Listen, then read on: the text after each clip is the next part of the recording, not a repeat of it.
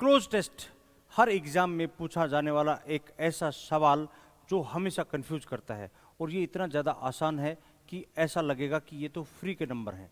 चलिए देखते हैं कैसे। देखो दोस्तों, एक क्लोज टेस्ट मैंने आपके सामने यहाँ रखा हुआ है। ये क्लोज टेस्ट आपको करना कैसे है ये जानते हैं। सबसे पहले देखेंगे कि इसमें ये स्टोरी लाइन क्या है, इसमें क्या पूछा गया है, ये क्या कहना चाह रहा है, ये कहानी किसके बारे में है। चलिए, जब कभी भी आपके सामने ऐसे 10 क्वेश्चन का या 5 क्वेश्चन का क्लोज टेस्ट होता है तो उसकी एक बार स्टोरी लाइन जान लेते हैं, फिर हमारे जो ऑप्शंस है ना वो बिल्कुल आसान हो जाते हैं हमारे लिए। जैसे अगर मैं अब यहाँ से देखो जरा, एक बार इसको मैं छोटा कर ले रहा हूँ। यहाँ से अगर हम पढ़ें तो क्विट इंडिया, अब क्विट इंडिया भारत छोड़ो मूवमेंट के बारे में एकदम से क्लियर हो गया स्टोरी लाइन कि ये कभी आज़ादी की लड़ाई से रिलेटेड कोई पैसेज रहा है, उसी को बीच में तोड़ तोड़ कर ब्लैंक देकर क्लोज टेस्ट बना दिया गया है। तो quit India came not from the lips, जबानी नहीं आया भारत छोड़ो आंदोलन, but the aching hearts of millions in this open millions. लेकिन बहुत सारे क्या कहता है, एकिंग हार्ट्स ऑफ मिलियंस, करोड़ों लोगों के, लाखों लोगों के जो दिलों के दुख के कारण, दुख के परिणाम के बाद जो है ये क्विट इंडिया मूवमेंट यहां पर आया है। इन दिस ओपन रिबेलियन, इस खुली क्रांति में, the Indian dash reached its climax, the British were not only by it but also were obliged to quit unilaterally, यानी एक तरफा वो भारत को छोड़ने के लिए मजबूर हो गए हैं। The importance of quit India can be dash from Lord Linlithgow statement. यहां पर कोई एक श्रीमान जी हैं लिनलिथगो, जो अंग्रेज अधिकारी रहे हैं, उनकी स्टेटमेंट क्या कहती है, आई am engaged here in meeting by far the most dash rebellion since that of 1857। 1857 से लेकर अब तक के जो रेबल हुए हैं, जो विद्रोह हुए हैं, उसके बारे में जिक्र कर रहा है। The gravity and extent of which we have so far, अब तक जो इसकी ग्रेविटी है, जो इसका असर है, उसके बारे में बात की गई है।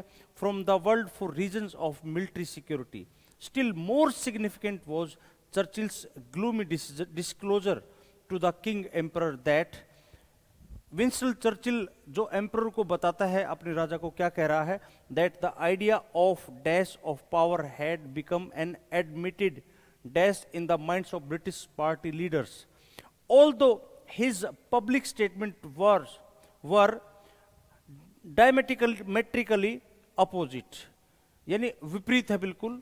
The dash created by quit India made the British dash that they could no longer keep India इन।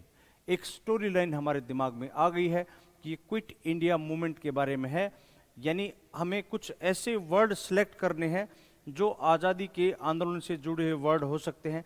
चलिए एकदम से अब पहुंचते हैं कहां पर, अपने क्वेश्चन। आपको कब क्वेश्चन की तरफ जाना है, अब दोबारा पढ़ते हैं हम। Quit India came not from the lips but the aching hearts of million, in this open rebellion the Indian dash reached its climax. The Indian, freedom तो नहीं है, पेट्रियोटिज्म देशभक्ति, लिबरेशन आजादी, या रेवोल्यूशन, रेवोल्यूशन की बात कर रहे हैं यहां पर कि जो रेवोल्यूशन है वो अपने क्लाइमेक्स पे पहुंच गई है। But also were sorry, the British were not only dash by it, the British were not only dash by it, threatened, inspire, attacked, impressed. अब इंस्पायर तो नहीं हुए हैं, वो प्रभावित नहीं हुए हैं, अटैक भी नहीं किया, इम्प्रेस भी नहीं हुआ, तो क्या हुआ, थ्रेटन। उनको एक अंदर से ही धमकी मिली, किससे, हमारे रेबल से, हमारे क्विट इंडिया मूवमेंट से। The importance of quit India can be dash from Lord Linlithgow statement, can be diffused, gauged, established, illiterate. Illiterate तो नहीं हो सकता, ठीक है ना, तो यहां पर हमारा जो सही जवाब है वो गॉज्ड है। इसका मतलब होता है आपका आकलन करना, ठीक है ना। क्या आकलन कर सकता है, ध्यान देंगे।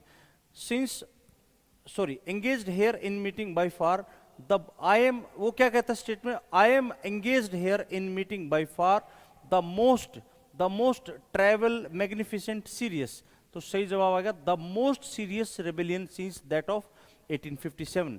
The gravity and extent of which we have so far dash, which have so far excluded, elicited, prevented या कंसील्ड। तो सही जवाब है कंसील्ड। हमने क्या हुआ, सो फार अब तक छुपाया हुआ फ्रॉम द वर्ल्ड, छुपाया हुआ क्या अब तक, ग्रेविटी और extent.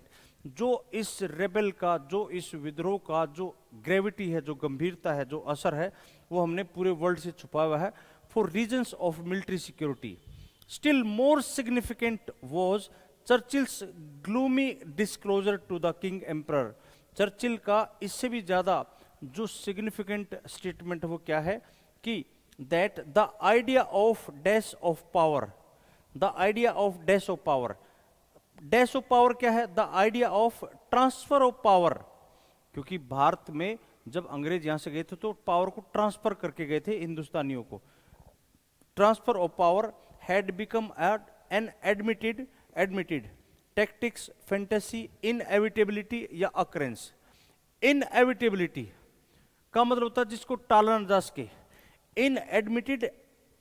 Inevitability in the minds of British party leaders, although his public statements were diametrically opposite, बिल्कुल अपोजिट थी क्या, कि यहां पर the dash created by quit India, the dash violence, taboos, vengeance या अनार्की। अनार्की क्या होता है, अराजकता।